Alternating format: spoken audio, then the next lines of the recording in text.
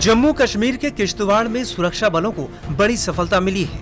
यहाँ जैश कमांडर सैफुल्लाह समेत 3 आतंकियों को एनकाउंटर में मार गिराया गया है। बता दें कि साल 2024 में सेना पर 2 हमले किए गए थे। इन हमलों में सेना के कुछ जवान शहीद भी हुए थे। जैश ए मोहम्मद के कमांडर सैफुल्लाह को इसका मास्टरमाइंड बताया गया था। कुछ दिनों पहले भारतीय सेना और स्थानीय पुलिस को 4 आतंकियों के भारतीय सीमा में घुसने की सूचना मिली थी। इसके बाद से ही इनकी तलाश की जा रही थी। आतंकियों का सुराग देने वालों को इनाम देने की घोषणा की गई थी। पुलिस की ये ट्रिक काम आई और आखिरकार आतंकियों के अड्डों का पता चल गया। सैफुल्लाह समेत बाकी आतंकियों के किश्तवाड़ जिले के छतरू जंगल में छिपे होने की सूचना मिली थी। इसके बाद सेना ने पुलिस के साथ मिलकर ज्वाइंट सर्च ऑपरेशन चलाया और कुख्यात आतंकी सैफुल्लाह को उसके 2 साथियों के साथ ढेर कर दिया।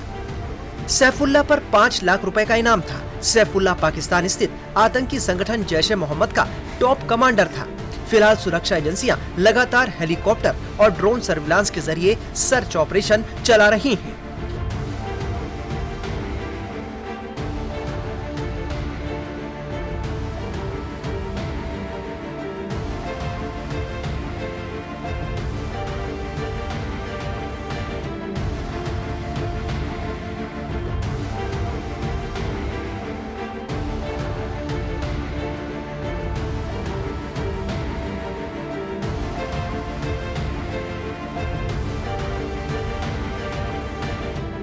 पाकिस्तान में रहकर सैफुल्लाह जम्मू कश्मीर में आतंकी गतिविधियां अंजाम देता था।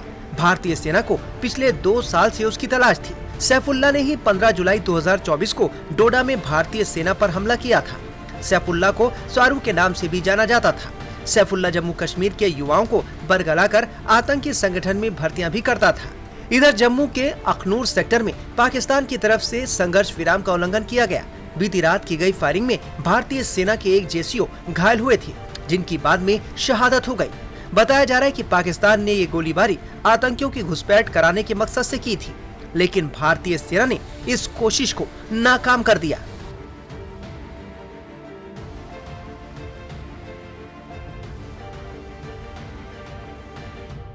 ये दोनों अलग अलग घटनाएं हैं। जो एक जेसीओ साहब जो शहीद हुए हैं वो इन्फिल्ट्रेशन बिड है और उसमें एक्सचेंज में कहीं पे जेसीओ साहब हमारे शहीद हुए हैं। लेकिन जो 3 टेररिस्ट को गिराया गया है वो एनकाउंटर है। वो एनकाउंटर किश्तवाड़ छात्रों के एक नईदगाम जंगल में है। पीछे भी आपने वहां पे इनकी प्रेजेंस को स्मेल किया होगा जब वहां पे एक एक्सचेंज ऑफ फायर हुआ था और उसी की रेंज में एक पेरा का जेसीओ भी हमारा शहीद हुआ था।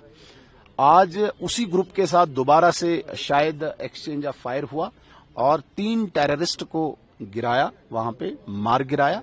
तो ये एक बहुत बड़ी सफलता है और एक ब्रेक थ्रू भी है, क्योंकि उस पूरे बेल्ट में पिछले साल से बहुत ज्यादा आतंकवादी घटनाएं घटी और कोई ब्रेक थ्रू नहीं हुआ था। मैं इसे बहुत एक मेजर सक्सेस मानता हूं, बड़ी सफलता मानता हूं, क्योंकि जिस प्रकार से नए मॉड्यूल से पाकिस्तान का आतंकवादी चोटियों पर बैठ के घात लगा के हमला कर रहा था, हमारे सिक्योरिटी फोर्सेज के जवानों को शहीद किया, काफी लोगों को। तो ये पहली बार सफलता मिलके एक हौसला बढ़ाती है हमारी सेना का, हमारी सुरक्षा कर्मियों का, और ब्रेक थ्रू होने के बाद एक लाइन लग जाती है, एक चेन बन जाती है फिर इन आतंकियों को सफाया करने में। सुनील जी, एक डाइवर्जन है, देखा जाए तो अब ये शिफ्ट डाइवर्जन कश्मीर से अब जम्मू की तरफ, बहुत सोची समझी चाल है ये। जम्मू के पहाड़ी और सीमावर्ती क्षेत्रों में हिंदू कम्युनिटी को निशाना बना के दोबारा से अनरेस्ट पैदा करना, अशांति पैदा करना, पाकिस्तान एक मैं कहता हूं कि नए नजरिए से इस आतंकवाद को अंजाम दे रहा है। पहले पूरे घाटी में जब यहां पे असफल रहे, जब यहां पे लोकल्स ने साथ देना भी छोड़ दिया, लोकल रिक्रूटमेंट बंद हुई, लगभग आतंकवाद ना के बराबर रहा, और विशेषकर तब जब यहां पे सुरक्षा कर्मियों ने इसके सपोर्ट स्ट्रक्चर को ध्वस्त किया, तब इन्होंने अपना शिफ्ट कर लिया पहाड़ी और सीमावर्ती क्षेत्रों में।